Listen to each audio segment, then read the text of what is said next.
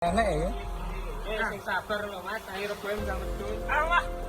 Akan mundak terus kok. Apabila di kemudian hari timbul permasalahan, saya akan selalu koordinasi dengan pihak-pihak yang terkait.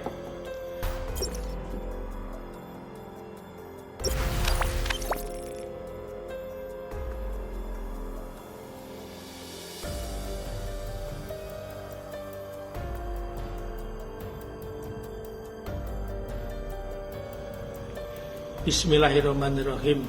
Assalamualaikum warahmatullahi wabarakatuh. Saya Suparni alias Pidut, alamat Ngariboyo, Kabupaten Magetan.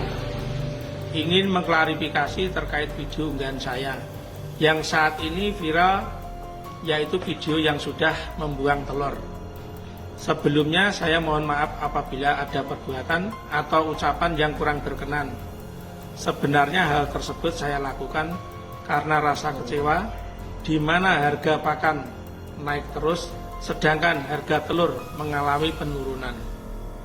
Apabila di kemudian hari timbul permasalahan, saya akan selalu koordinasi dengan pihak-pihak yang terkait. Dan saya tidak akan membuat unggahan video yang tidak semestinya. Sekali lagi saya mohon maaf yang sebesar-besarnya. Wassalamualaikum warahmatullahi wabarakatuh.